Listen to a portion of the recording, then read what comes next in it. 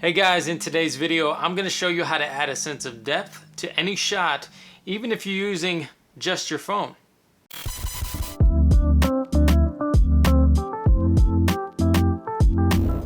Hey everyone, I'm Soldier of the Cross, and I create content around gaming, fundraising, and some of the technical aspects of content creation. As a content creator, I'm always looking for the best practices when it comes to lighting, audio, and video, but I do understand that a lot of the times we're limited. So maybe you're not shooting off of a DSLR with a nice lens that has a wide aperture where you can't really get that bokeh effect. Maybe you don't have a YouTube studio. You're pretty limited. So this is why I wanted to make a short guide on how to add a sense of depth on whatever shot that you are shooting, even if you're shooting just on your phone. Well, let's jump in Premiere Pro and I'll show you how. All right, so we are in Premiere Pro CC 2019, and I have already put my video clip onto our sequence. So we've got that all set up. So now we're going to go ahead and look at what we need to do to create some depth in this shot. So what we're going to do is over here on the bottom left on this project management section, we're going to go ahead and click new item, and we're going to add an adjustment layer. It's going to match the settings of your sequence, so you can just go ahead and click OK on that.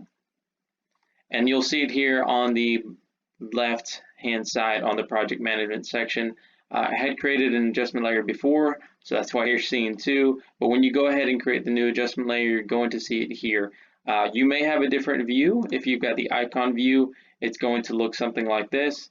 I've got the list view, so that's why my adjustment layer looks like this. I'm going to go ahead and drag my adjustment layer over to my sequence and have it rest on the line right above my video file. Let's go ahead and drag out the adjustment layer to cover the entire length of my video file. And then we're going to go ahead and select that adjustment layer, because this is what we're going to place our color corrections on that will make a difference onto our video. So all the corrections that we make to our adjustment layer is not going to be directly on our video file. So we can go ahead and take out this adjustment layer afterwards, and our video file is going to keep the same exposure, the same color levels and everything like it was when we imported that video file. So let's go ahead and select that adjustment layer, and let's go up to the top here and select the color tab. Once you select the color tab, you're going to see some options pop up here on the right hand side. Some basic corrections that you can make to this adjustment layer, things like exposure.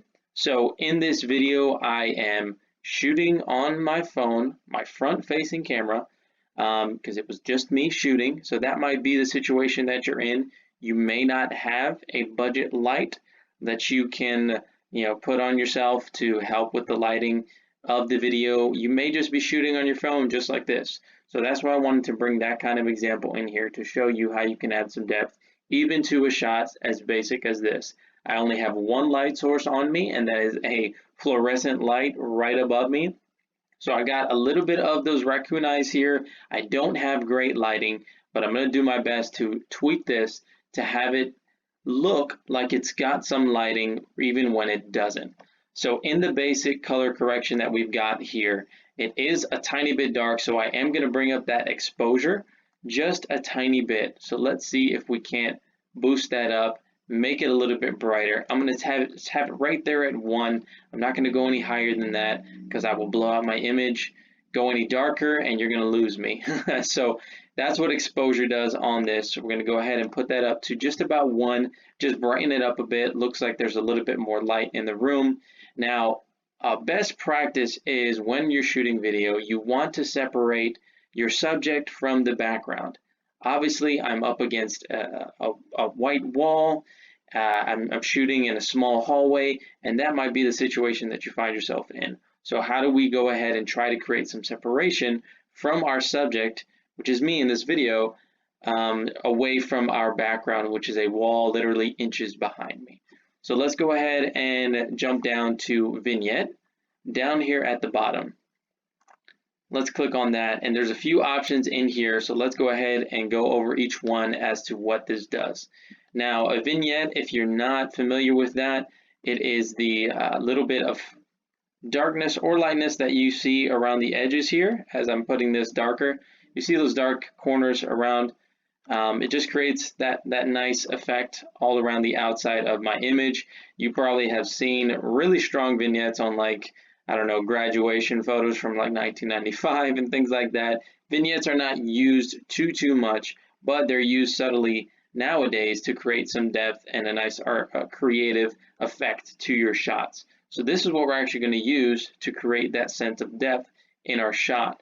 So I'm not going to put too harsh of a vignette right now. I'm going to have that right at about right around 2 for the amount right now. And we can already see there's a little bit of shadows now almost in that background. So it kind of looks like I'm a little bit separated from the background, but I'm going to go ahead and tweak this a little bit more to make it pop out even more.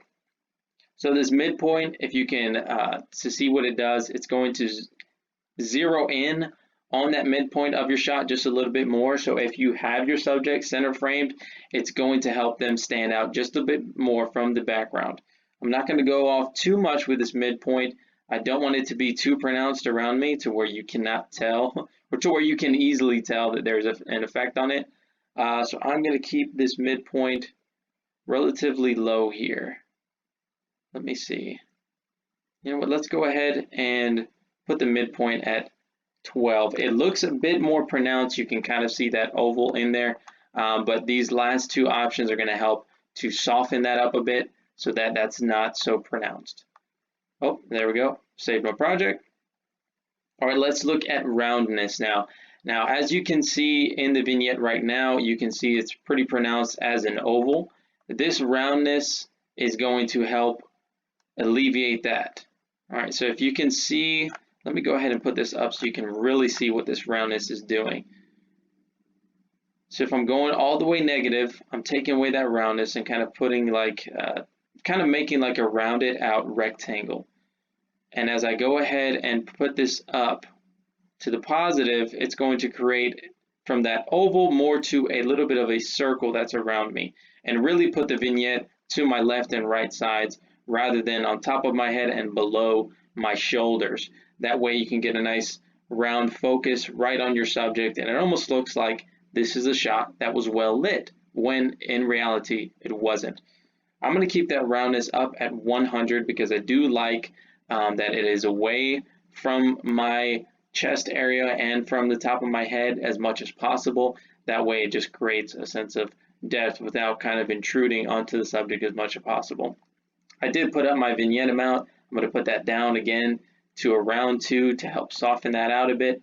And you can help soften it even more with this feather. I'm not going to do too much with the feather, but just to show you, if I take away that feather altogether, then I've got just a solid vignette, no kind of feathering, no kind of softness to that effect that I'm going for. So obviously we want to keep that feather nice around the midpoint as it is.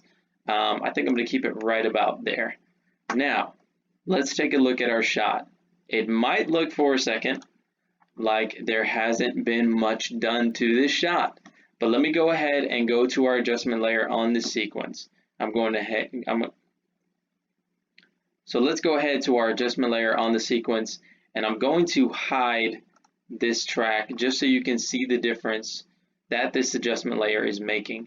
Here's my shot, regular as it was, flat. My background stands out even more than I do, and that is a bad thing. We don't want the background to be distracting or to stand out more than our subject. We want our subject to pop out from the frame, from the background.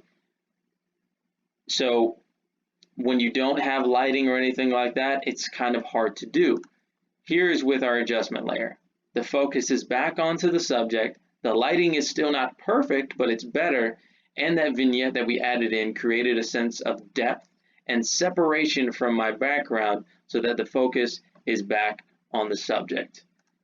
Here's before, here's after. So I think that we made a big difference in our shot, and I hope this helps your shots as well.